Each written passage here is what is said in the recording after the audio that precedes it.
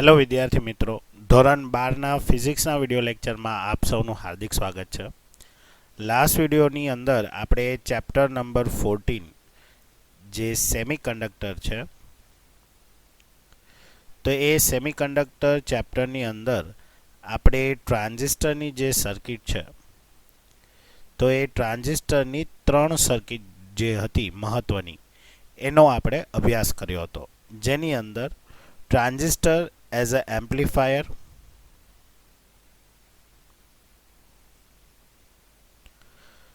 as a switch અને as a oscillator જે છે, આ ત્રણ સર્કિટ જે છે એનો આપણે અભ્યાસ કર્યો હતો. તો મેં તમને કીધું હતું કે ટ્રાન્ઝિસ્ટરની આ જે ત્રણેય સર્કિટ છે એ કોમન એમીટર સર્કિટ છે, બરાબર. એટલે એક્ઝામમાં અથવા તો નીટ ઓર JEE અંદર, બરાબર છે, જ્યારે પણ તમને આ ત્રણેય સર્કિટમાંથી કોઈ પણ એક સર્કિટના અનુરૂપ જે કોઈ બી દાખલો પૂછાય ત્યારે તમારે ખાસ એ થિયરીને યાદ રાખીને, એનો સર્કિટ ડાયાગ્રામ યાદ રાખીને, એની જે તે ફોર્મ્યુલા છે એની મદદથી તમે એ MCQ સોલ્વ કરી શકશો, બરાબર છે. બોર્ડની એક્ઝામિનેશનમાં ટ્રાન્ઝિસ્ટર જે છે એ તમારા સિલેબસની અંદર નથી, બરાબર. એની અંદર માત્ર ને માત્ર જે છે એ તમારું જે કોમન એમીટર જે છે એની લાક્ષણિકતા કહું અને એના રિલેટેડ જ માહિતી છે, બરાબર. ટ્રાન્ઝિસ્ટર અથવા તો કોમન એમીટરની કોઈ સર્કિટ જે છે એ તમારા સિલેબસમાં ઇન્ક્લુડિંગ નથી, બરાબર. પરંતુ નીટ અને JEE ની અંદર જે છે એ ટ્રાન્ઝિસ્ટરની આ 3 સર્કિટમાંથી MCQ પૂછાય છે. ઓકે, હવે આ ચેપ્ટરનો જે નેક્સ્ટ પોઈન્ટ છે એ છે તમારું લોજિક ગેટ, જે સૌથી મહત્વનો ભાગ છે, બરાબર, ચેપ્ટરની અંદર, અને એકદમ ઇઝી છે. હવે લોજિક ગેટ એટલે શું થાય, અથવા તો જે આપણે ગુજરાતીમાં કહીએ કે ભાઈ લોજિક પરિપથ એટલે શું થશે. હવે બેઝિકલી આપણને ખ્યાલ છે કે ભાઈ જે સિગ્નલ છે, બરાબર, તો એ સિગ્નલના બે પ્રકાર હોય છે. એક છે એનાલોગ અને એક છે ડિજિટલ. ઓકે, એનાલોગ એટલે શું થાય કે જેને આપણે શૃંગ અને ગર્તના માધ્યમથી જોતા હોઈએ છીએ, બરાબર. તો એ જે પ્રકારના સિગ્નલ હોય એ સિગ્નલને એનાલોગ સિગ્નલ કહેવાય. અને ડિજિટલ એટલે શું થાય તો કે એ એવા પ્રકારના સિગ્નલ હોય કે જે બાઇનરી કોડમાં હોય, બરાબર. હવે બાઇનરી કોડ એટલે શું તો કે જે કોમ્પ્યુટર જે છે એ સમજી શકે, બરાબર. તો બાઇનરી કોડની અંદર 0 1 0 1 1 0 આવી લેંગ્વેજ હોય, બરાબર. જેની અંદર 0 જે છે એનો મતલબ શું થશે કે જ્યારે તમારા પરિપથમાંથી વોલ્ટેજ પસાર થતો નહીં હોય ત્યારે આપણે 0 થી દર્શાવશું, અને જ્યારે તમારા પરિપથની અંદર વોલ્ટેજ જે છે એ વહન કરતો હશે ત્યારે આપણે એને 1 દ્વારા દર્શાવશું, બરાબર. તો જ્યારે પણ એનાલોગ એટલે કે જે મિકેનિકલ વેવ છે અથવા તો જે એનાલોગ સિગ્નલ છે એમાંથી જ્યારે ડિજિટલ સિગ્નલમાં આપણે જઈએ ત્યારે આપણે લોજિક ગેટ્સ જે છે એનો ઉપયોગ કરતા હોઈએ છીએ. હવે લોજિક ગેટ, હવે નામ ઉપરથી જ આપણને ખ્યાલ આવે કે એ જે છે એ એક પ્રકારની વ્યવસ્થા છે, બરાબર. કે આપણે એમ પણ કહી શકીએ કે ભાઈ સ્વિચિંગ મેથડ છે,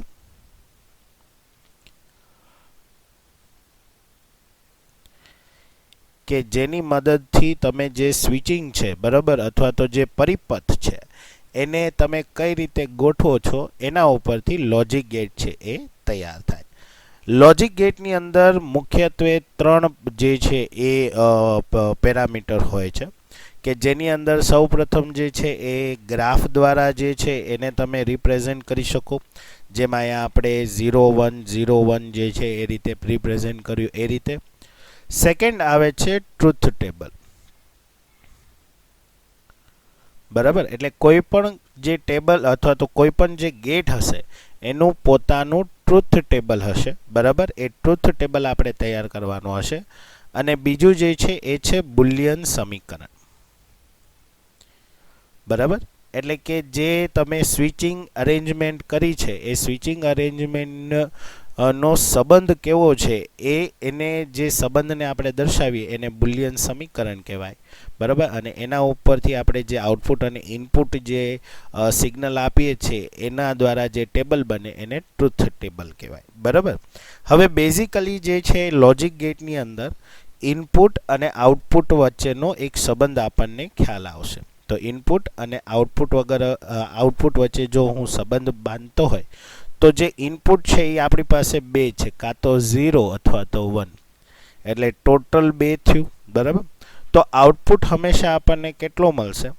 તો કે આઉટપુટ બરાબર શું થશે? તો કે ભાઈ જે ઇનપુટ છે અથવા તો જે ઇનપુટની સંખ્યા મતલબ 2 છે એટલે 2n, જ્યાં n છે એ શું થશે? તો કે ઇનપુટ નંબર,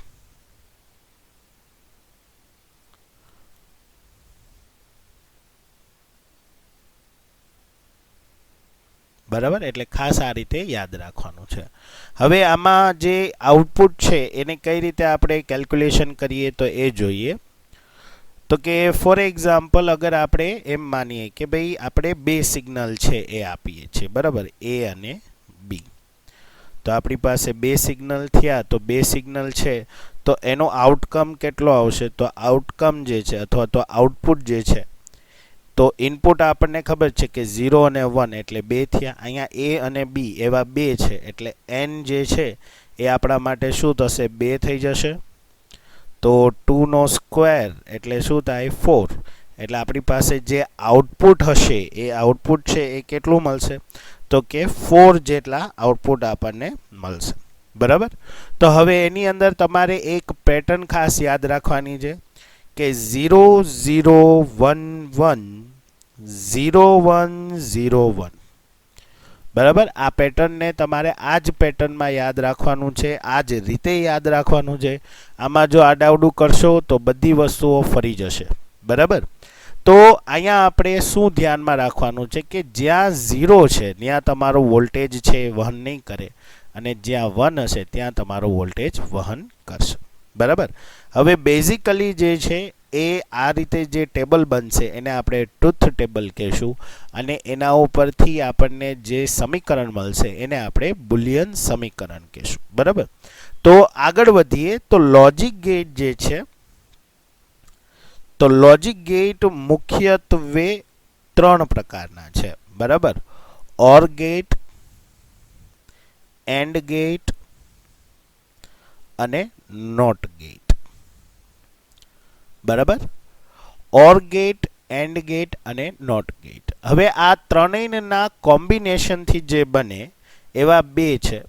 એક છે નંડ ગેટ, બરાબર, અને એક છે નોર ગેટ. તો નંડ ગેટ જે છે એ એન્ડ અને પ્લસ નોટ ગેટથી બને, જ્યારે નોર ગેટ છે એ ઓર પ્લસ નોટ ગેટથી બનશે, બરાબર. તો મુખ્યત્વે આ 5 જે છે એ 5 ગેટ લોજિક ગેટ છે એનો આપણે અભ્યાસ કરવાનો રહેશે, બરાબર. તો સૌથી પહેલા આપણે ઓર ગેટ વિશે અભ્યાસ કરીએ.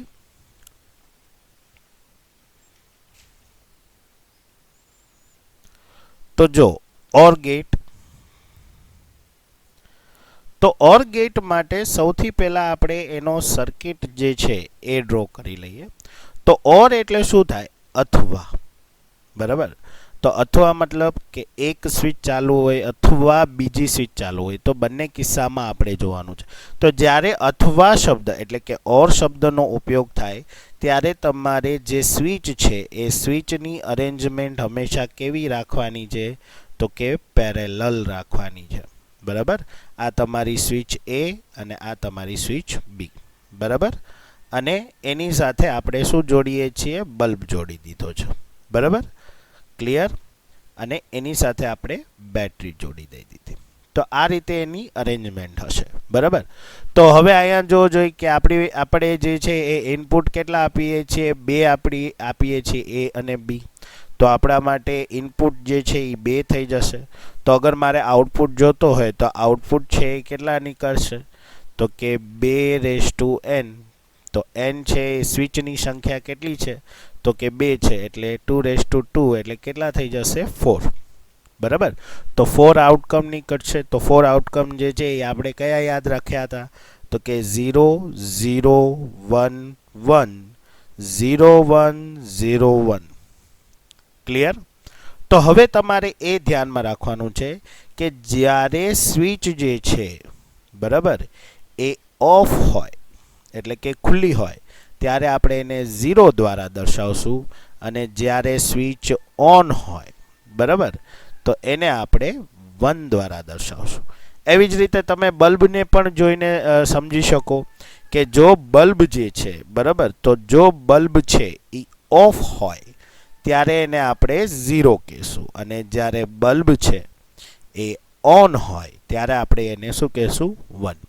હવે તમે વિચારો કે પહેલા કિસ્સાની અંદર આપણે 0 અને b પણ 0 છે બરાબર તો એ છે 0 છે અને b પણ 0 છે એટલે કે સ્વિચ છે એ કેવી છે ઓફ છે 0 છે એટલે એ સ્વિચ એ ખુલ્લી છે અને બી સ્વિચ એ કેવી છે ખુલ્લી છે તો બંને સ્વિચ છે એ ખુલ્લી છે તો તમે વિચારો જોઈએ કે બલ્બ છે એ ચાલુ થશે કે બંધ બરાબર બંને સ્વિચ છે એ ખુલ્લી છે એટલે કે પરિપથની અંદરથી પ્રવાહ વહેશે નહીં પ્રવાહ નહીં વહે એટલે બલ્બ છે કઈ કન્ડિશનમાં હશે બંધ તો બંધ કન્ડિશનમાં હોય ત્યારે આપણે એને શું કહેશું 0 એટલે અહીંયા આપણે શું લખી નાખીએ 0 ક્લિયર હવે સેકન્ડ કિસ્સો વિચારીએ કે એ સ્વિચ છે એ ખુલ્લી છે પરંતુ બી સ્વિચ જે છે એ કેવી છે બંધ છે એટલે કે સ્વિચ છે એ પાડેલી છે તો બી સ્વિચ પાડેલી હોય એટલે શું થશે કે અહીંયાથી બેટરીમાંથી પ્રવાહ છે એ બી સ્વિચના મારફતે ક્યાં જશે તો કે ભાઈ જે પરિપથ છે ત્યાં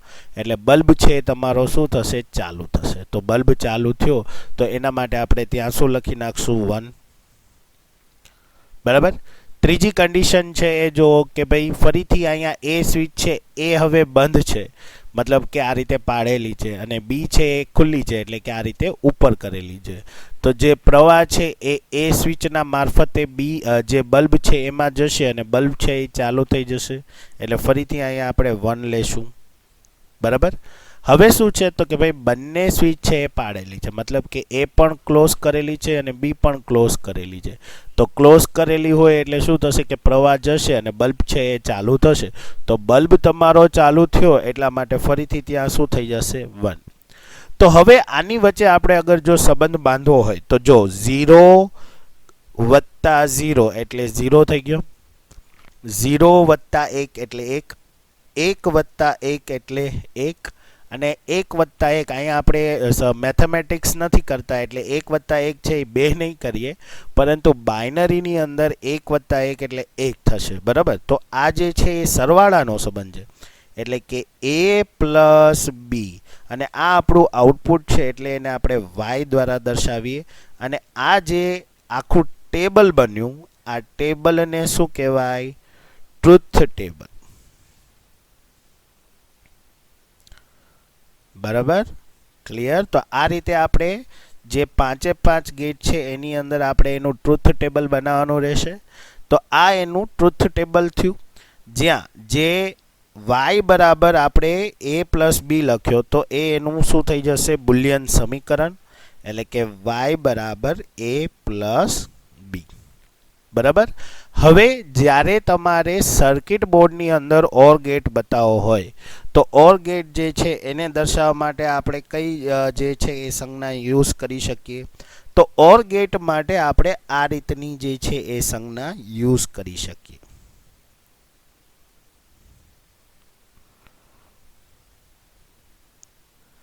બરાબર તો આ આપણા માટે a અને આ આપણા માટે b થઈ જશે બરાબર અને આ આપણું આઉટપુટ એટલે y બરાબર a પ્લસ બી ડન તો આ જે ગેટ છે એ ગેટને ઓર ગેટ કહેવાય બરાબર તો એના માટે જ્યારે પણ તમને એક્ઝામિનેશનમાં પૂછે તો માત્ર ને માત્ર તમારે મેઇન વસ્તુ શું યાદ રાખવાની છે તો કે ભાઈ સ્વિચિંગ કઈ રીતે હશે તો કે ભાઈ પેરેલલમાં હશે આઉટપુટનું સૂત્ર તમારે યાદ રાખવાનું છે અને ખાસ કરીને આઉટપુટ સિગ્નલ યાદ રાખવાનું છે આ પેટર્ન ક્યારેય પણ બદલાશે નહીં આમ જ રહેશે 0 0 1 1 0 1 0 1. બરાબર. તો આ જે છે એ ઓર ગેટ હતું. આવા હજી બીજા 4 ગેટ છે જે આપણે નેક્સ્ટ વિડીયો લેક્ચરમાં જોશું. આજે અહીંયા સુધી રાખીએ. નેક્સ્ટ વિડીયો લેક્ચરની અંદર આનાથી આગળ જે છે એ આપણે અભ્યાસ કરશું. થેન્ક યુ વિદ્યાર્થી મિત્રો.